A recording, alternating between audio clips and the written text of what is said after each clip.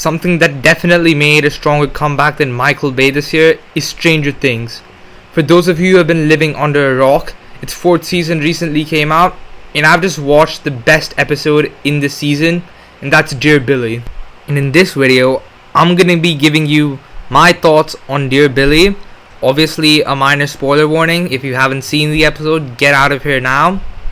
Anyway, let's start. One of the highlights in this episode is the increased horror. That's what season 4 has been about. In my opinion, I think it's a definite improvement from the horror in season 3. In this episode, I was literally on the verge of shitting bricks because of how terrified I was. The visuals and cinematography, peak as always. When it comes to technical stuff, the show never misses. I thoroughly enjoyed the visuals in the Upside Down. It made it look more realistic and more terrifying. One highlight for me in the episode is how mental health was presented through the character of Max. She's been going through a hard time in this season because Billy has just died in season 3, and it was really unique and interesting to see mental health represented by one character in this show. I thought it was well executed as well. One of the highlights for me in this episode is the backstory of Victor Creel.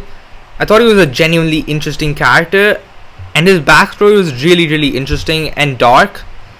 At one point you want to feel scared of the character because of how he looks, but at another point you want to feel empathetic for him because of the pain he's gone. Now, before I get into the best part of this episode, I just want to talk about the villain Vecna.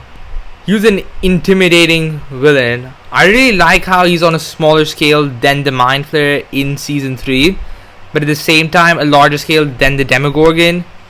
I was literally sitting on the edge of my seat as soon as Vecna showed up. I also really like the fact that he was mostly created with prosthetics and not a CGI heavy villain as the Mind Flayer was. Now it's time to go on to the best part of the show, the part you impatient goblins have all been waiting for, and that's the acting.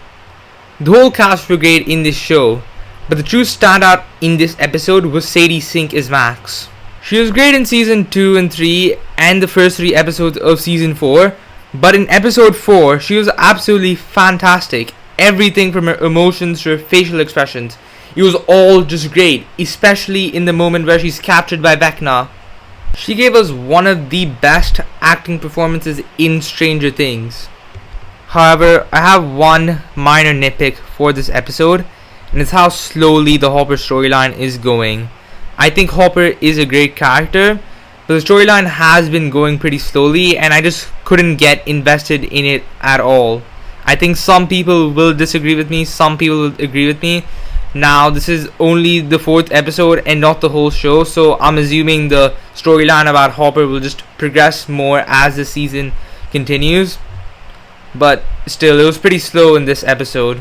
Overall, the episode, it was great. I think it was one of the best Stranger Things episodes, and I'd give it like a 9.5 out of 10. I'm really excited to see what they're gonna do in the later episodes, and I'm really hyped for volume 2. Anyway, that's about it. Subscribe and I'll see you later.